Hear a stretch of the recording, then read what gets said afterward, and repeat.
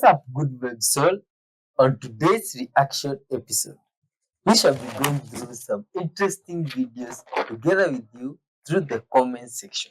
My friend, all these good webs videos are here for us to leave our reaction together through them.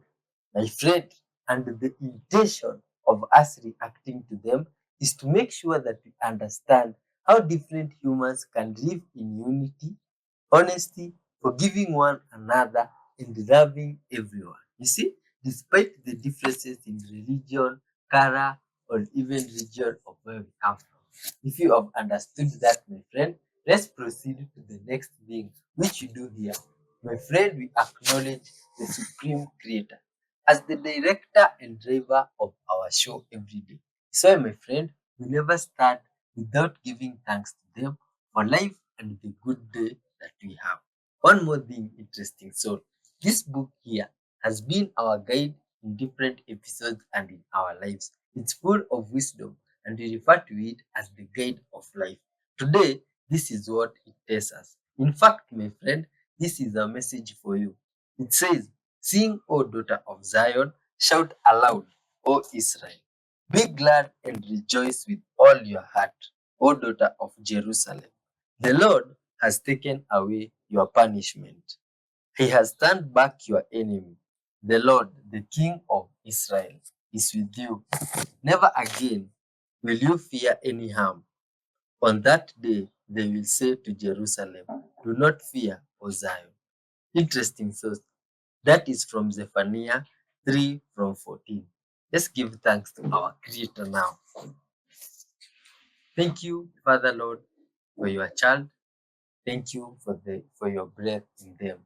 All glory and honor, Father, belong unto you. Thank you for your might, Father, and your love in our lives. Thank you for the word that you have just read, Father. Dear Lord, as we react to these videos, may you fill us with your love and help us to project it to the whole world together with your child, dear Father. Work in our lives and bless this person accordingly before we finish this video. In your holy name, Father, we do pray, trusting and believing. Amen. Interesting. So let's dive in. Good vibes on the way. Oh, look at this. First video, my friend, is a scary footage found. Do you know what this means? What this person did means? Ah, oh my God. This is unbelievable. Who is this guy? What's, yo, man, and it's in the middle of the night. This looks like a witchcraft sign from this side of the world. Yo, you good people of Earth, do you believe or know about voodoo from where you come from? You can tell us in the comment section. You see, it's normal for night runners to do this sometimes at night, but now night runners don't usually have clothes. Huh? Or English people, you do it in a civilized type of way. What's going on? Please, it's unbelievable. This guy looks like he's okay, or is a good vibes neighbor sleepwalking. Huh? What could be going on here? My God, please leave your thoughts about this. It's quite mysterious. Now they are finally admitting that the aliens are underwater. Well, I hate to say it, but they told us this back in 2012 in May. You ever seen this movie Battleship? The battle for Earth begins at sea? Quick backstory, and then we're going to watch a clip. So, this girl used to be a roommate of mine and my husband's, and her name was Kelly, and her parents were missionaries in South Africa. And of course, she and I worked together while she was working on her master's degree at University of Northern Florida. So she goes to the club, okay, because this is how she's paying her rent and everything else at her apartment, which she actually has at the University of Northern Florida. But it was too far. She comes home, she tells me the weirdest story. This guy comes in and he tells her, "You're never going to believe this." He worked for NASA in Florida. He said that they were going to make a movie about it, but that the aliens came out from under the tectonic plates to have a meeting with the Navy. And me and my husband are sitting there and we're like, bullshit. I mean, literally, we're just laying there on the bed and she's laying at the foot and she's telling us this shit. So lo and behold, about 8 months later, this comes out. Came in a group to investigate this thing. Over. You're on it. Copy, sir.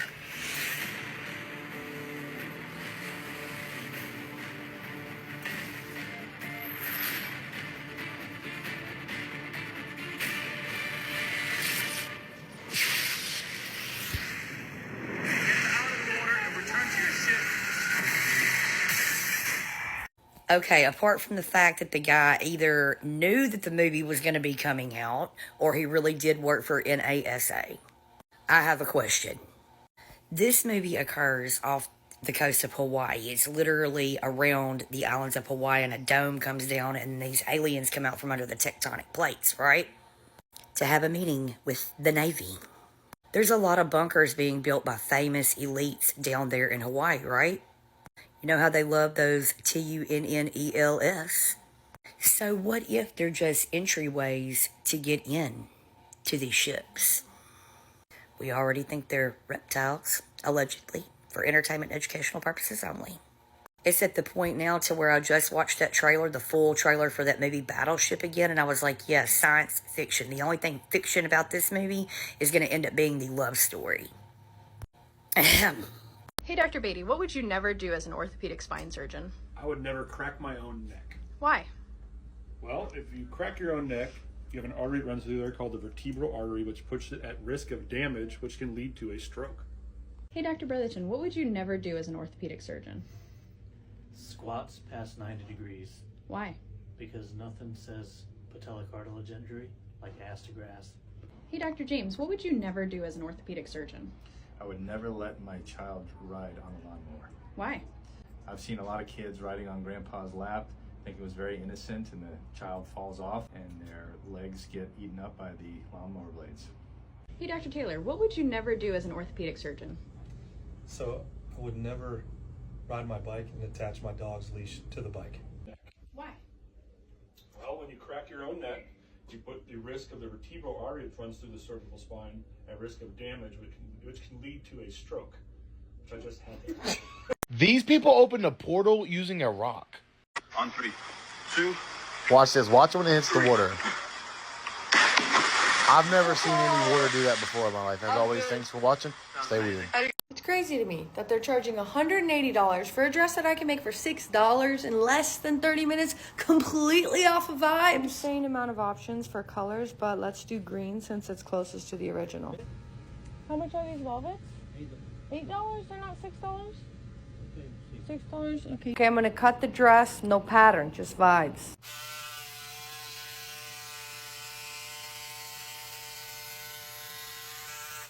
Wait, armhole. Wait a minute, that looks long. This might work. If I fold it, it'll be symmetrical. Let's cut out the other side. I wanted her to be snatched, so I bought $5 worth of lining. I'm gonna sew the bottom, the arm, and the neck, which is looking a little tight. I'm not sure Megamind can fit through that. See how I did that? That's sewed, that's sewed. Now we're gonna do it on this one. Stack them on top of each other, and I'm gonna sew from the armpit down the side on both sides, and then at that shoulder piece. Just gotta make sure we're picking up all 4 layers. Okay, let's try it on. I'm not an idiot. I understand the concept of clothing manufacturing. This is just to point out and encourage people to teach themselves how to sew, because this is very easy to make, less than $10. You should try it. If your shoes look anything like mine, here's everything my doctor told me to do to fix it. Calf raises every morning and night while you brush your teeth. Make sure when you're doing it that your feet don't touch the ground. Number 2, get rid of any shoes that are this flexible. These types of shoes offer no support for your ankle or your heel, so you have to make sure you get something with a thicker heel, but also a firm outside. Doc Martens are actually great because they are way firmer and they have a massive heel, although I need to get my sole replaced because this will only make it worse if it's already starting to slant. Number 3 is to get custom-made insoles that you can slip into all of your shoes. Again, these shoes are not good because they offer relevantly no support, so I have to get new shoes, but for now, these work. Voila. Number 4 are toe raises. So you sit on your couch and you lift your big toes like this, and then you lift these toes like this. I'm not gonna show you guys my feet because that's weird, but that's basically the idea of it. Like this, like this, like this, like this. Number 5 is to get some sort of resistance band that you can use to strengthen your hip bones like this. Make sure you do it on each side so it's even. Number 6 is to hold on to some sort of shelf or desk, put your right leg up, and to spin your hip bones. It's going to strengthen these hip flexors right here, and then make sure you do the same on the other side. And when you're doing it, make sure you're not moving your arms. It's all in the hips. Voila. And that's it. Make sure you guys are doing these every day. You're going to start to see progress in 1 month.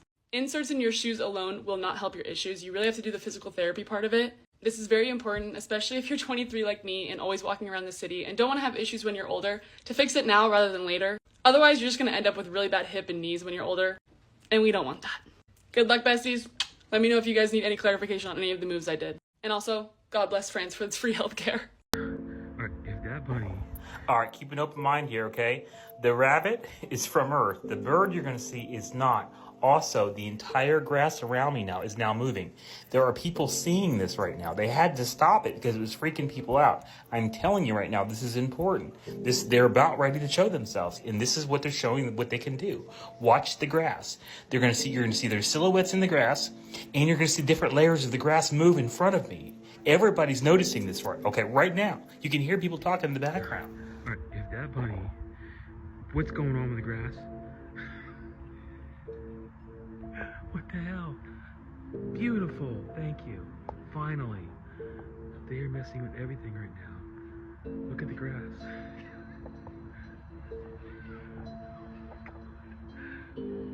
There's a projection. Look at the grass moving. I don't know if you can see that or not. I swear it's... the bird just flew over. Again, that bird that just flew over is not from Earth, trust me, okay? I know that sounds kind of strange. It's not. There's no way it flew over Earth. I don't know how they do that. Alright, but right now, this grass is being modified. It's moving. It's their silhouette, the entire grass. Everywhere. Okay, I'll show you a little bit later. I'm not going to film with people out here, because they're already seeing people looking at the grass. The future of quantum computers might be in CDs. CDs are a kind of optical storage, meaning that lasers are used to encode data directly onto the disk. And a laser in your computer reads that as it spins. They were pretty popular in the 90s and early 2000s, but fell out because they couldn't hold a lot of storage. Only up to like 8 gigs. Researchers are now suggesting adding cells of magnesium oxide, which moonlights as a laxative. Because light bounces off of it in interesting ways. So they want to add magnesium oxide as one of the layers. Because here's the thing, CDs are limited by the light itself, meaning that the data being stored can't be smaller than the wavelengths of light making it or reading it. That would be like having a pasta strainer, but the pasta's too small. Magnesium oxide crystals could help contribute to a technique called wavelength multiplexing, where instead of one laser of one type, different wavelengths of light are used together to create a more densely packed area of data. There's actually a lot of research going into the return of optical discs. It has the potential to store more data in smaller spaces than what we currently use now. That or adding more layers in a technique called AIE DDPR and just making the discs thicker could bring a few feet of today's drives down to a single CD, which would be great for quantum computers. The paper is free to read online if you're into that sort of thing. Yeah, so last month apparently some researchers confirmed dream-to-dream communication. So this is the REM space dream experiment, and it was conducted by researchers from Harvard, MIT, and the University of Montreal. Basically, researchers wanted to see if they could transmit a signal to someone who was in REM sleep, and if that signal would be successfully translated to someone else who was in REM sleep. So here's how it worked. Both participants were hooked up to advanced EEG technology to monitor the brain's activity. When the technology showed that one of the participants hit the REM cycle, an audible cue would be given to them through their headphones. The language the cue is in is a language called Remio, which REM Labs developed. Both participants were trained in lucid dreaming, meaning they were aware within that dream state. So participant 1 would hear this stimulus, they then would repeat it in their dream state. What they were communicating within the dream state was recorded, and when the other person hit the REM cycle, the recorded stimulus would be played for them, kind of like an advanced game of telephone. When they woke up, they confirmed what participant 1 was saying. That's pretty wild. And they were able to do this multiple times. So one of their head researchers submitted this to get some peer-reviewed testing done. He believes that REM sleep-related phenomena like lucid dreams will become the next big industry after AI. He believes you could use this to learn things, overcome traumas, face fears. But here's why this is a little bit freaky. Do you know how much money big corporations are spending on trying to learn how to inject ads into your sleep? In fact, many people have been warning about dream hacking. In a recent survey, 77% of marketers plan to use dream tech advertising in the next 3 years. It's something that many of the smartest minds in the world, this is published on MIT, they've been warning about this, but people aren't paying attention because it sounds too sci-fi. There's an incredible book called The Battle for Your Brain by Nita Farahani. Guys, we are like literally steps away from needing a premium subscription so you don't get ads in your dreams while you're sleeping. How dystopian is that? But this is something that people should take seriously. Imagine a world where your dreams are slightly altered so that you wake up craving certain products. Like any dream, you don't even remember the ad. Obviously, I've been posting a series on the potentiality of living in a simulation or a holographic reality. There's many explanations for why this is possible, but we are going to look at it through that angle. And the fact that you can manipulate dreams or subconscious thinking can be seen as evidence that we live in a program. Now, the core concept of a simulation is that we lived in a programmed reality. Whether that programming is external or we are the programming that projects the reality, that is up for debate. But if you can alter the content of a dream, which is a fundamental part of human consciousness, that could suggest that the reality that we live in is just a projection that is controlled from external forces. The idea of a holographic reality is the fact that the 3D world is just an illusion. It is a projection that comes from data and information that is encoded on a 2D surface. This fits with the idea of manipulating your subconscious. If we can manipulate your dreams, we can manipulate your projection of the physical world, how you see it, how you perceive everything.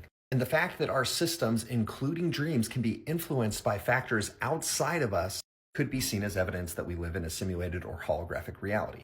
Shamanic cultures believe that dreams are a place where we can access information from different realms in different parallel universes, different dimensions. Ancient Egyptians had a similar belief.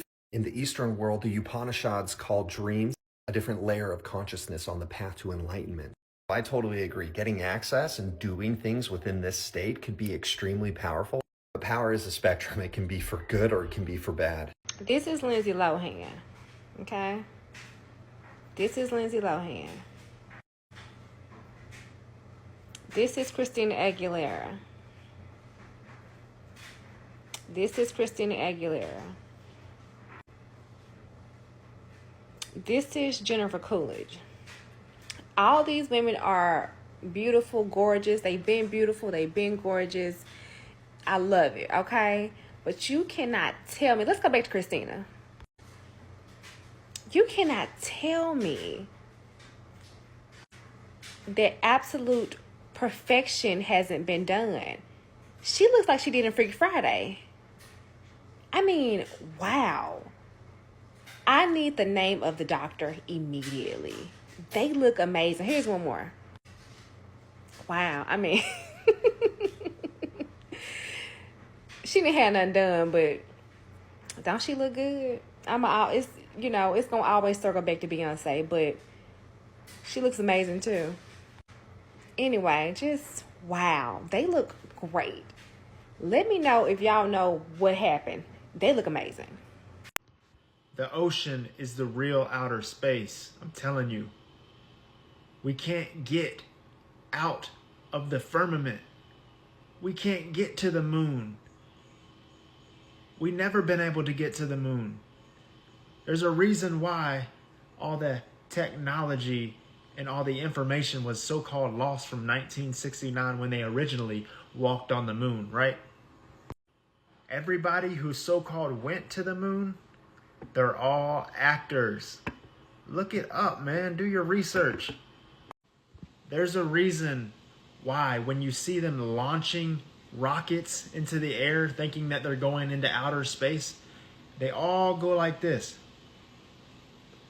And then they hit the firmament, bounce off the firmament, and it looks like water. Have you ever seen a rocket when it bounces off the firmament? It looks like it's skipping through water. All right, NASA, I got a bone to pick with y'all. This right here is a picture of Mars. This right here is a picture of Devon Island, which is in Canada. And they look very much the same, except none of the rocks line up. This is all satire. It's all a big joke. Watch the video. So I decided to go on Google Earth, NASA, and we're going to check out Devon Island, and we're going to see what it's all about. Y'all ready? Here we go.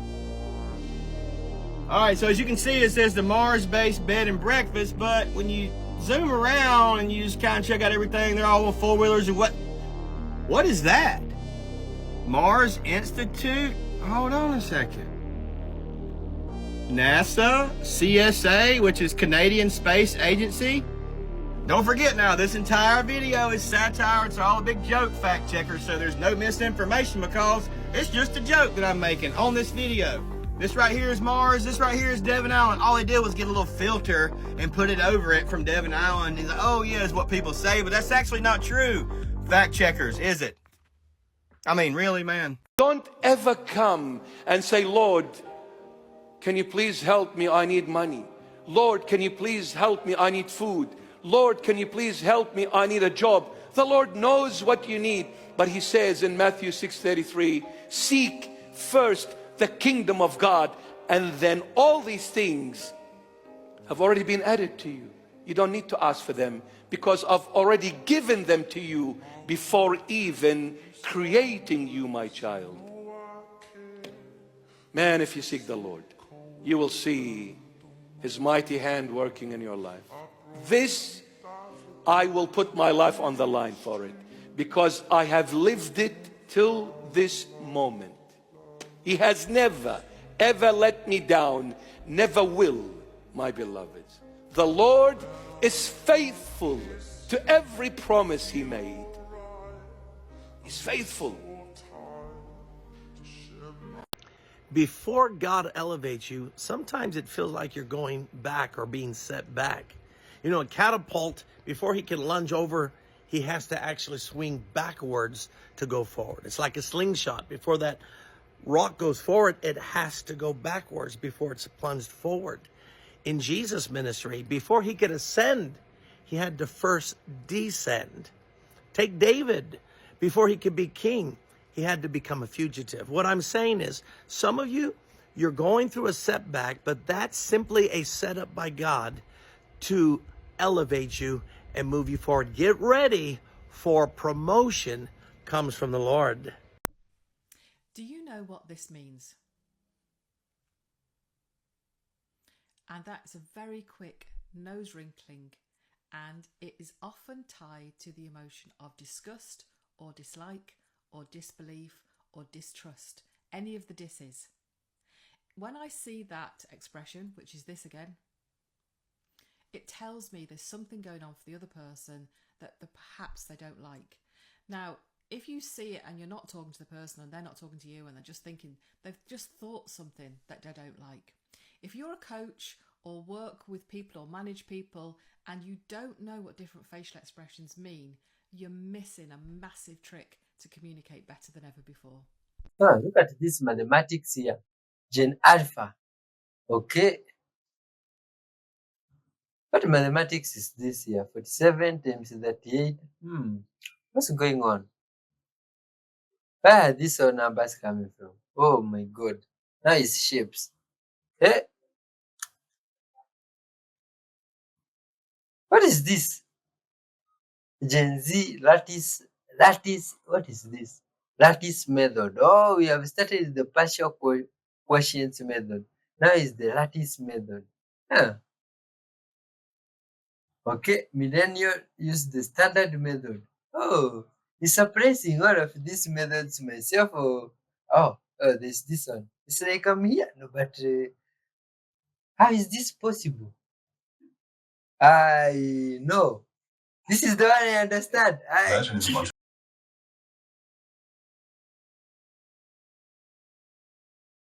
Imagine if a bunch of people today started using the word human to mean exclusively men. That in 100 years, the word humankind just meant men. Human resources just meant men's resources.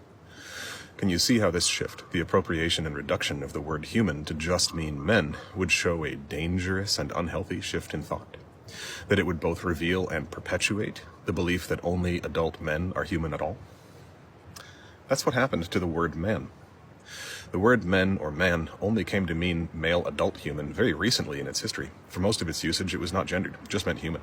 It's the same word in both Sanskrit and Proto-Indo-European, so it's been around for at least 4 millennia, probably much longer, just meaning human. Even in Old English, it meant human. The word for an adult male human was were, and an adult female human was with.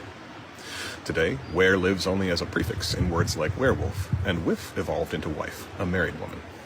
Man, the ancient word for human, was appropriated to mean just a male. There's a lot to unpack in that etymology. The fact that the only way to be an adult woman became marriage, and the word for adult woman could no longer be applied to unmarried women, says a lot.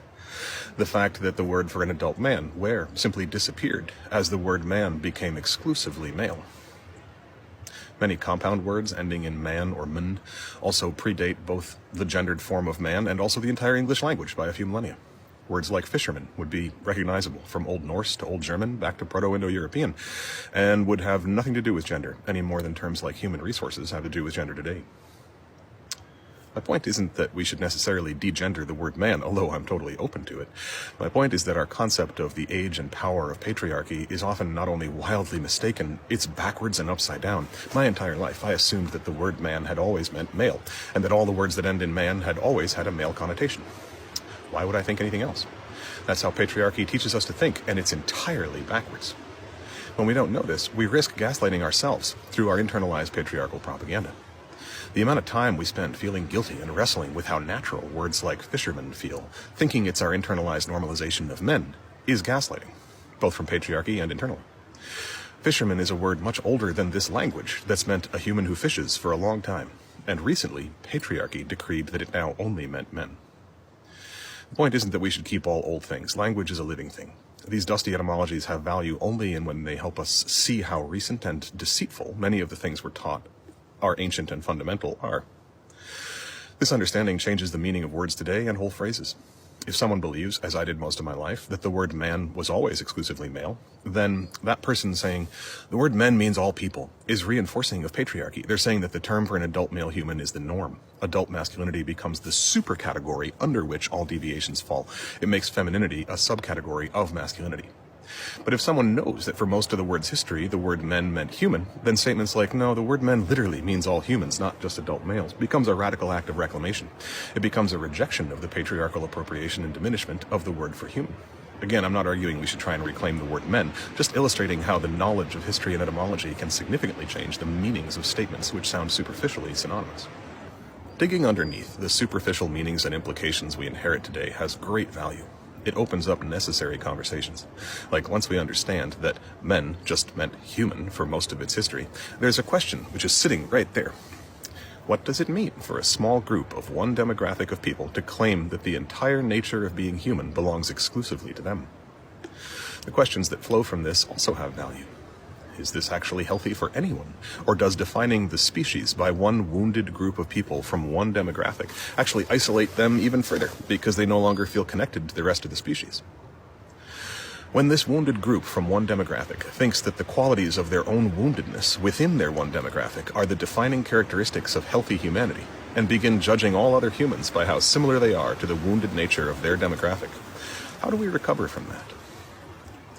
These are questions that fascinate me. I recently started casting the pods, and I named my new program And Sons. I really liked this name because it points to the unstated inheritances that we all end up with. Unfortunately, it turns out there's already a very popular religious program by the same name, and that's a bigger deal than I thought in terms of how easy it is to find mine in the algorithm. So I'm changing the name of my new program. Apologies. But the new name is Under Men. There's a lot of layers of meaning to this name, starting with the etymologies we just explored. What does it mean to be a man, and how has the meaning of that question changed over time? What is underneath our beliefs about masculinity? The word under is interesting as well. For most of its usage, its connotation was more like foundational, supporting, or throughout. It carries these connotations in words like underpinnings and understanding, and phrases like under these circumstances. Only relatively recently did this word gain the more hierarchical connotation of being less than, or beneath in the hierarchical or pejorative sense. So I really like the weave of meanings, ancient and modern, of the term under men. Depending on when and how you interpret it, it could mean the lesser males, or the foundations of being human. The gap between these meanings and how we got from one to the other feels like the terrain we should be exploring today. The term under men was used once before in another language for a very different meaning. In German, about a century ago, the phrase Untermensch was very common. Those rising to power in Germany a century ago viewed the Untermensch as the greatest existential threat to their authority. And the term was the most insulting pejorative, in contrast with the term Übermensch, which you most likely know or should because it illustrates the heart of an old wound that is rising again in the world today. For now, at least, I'll leave the question of why I'm happy to have my program named the English translation of a century-old German slur to your speculation. A breadcrumb might be this. The reason it's a century-old German slur is the same reason it needs to be explored in masculinity today.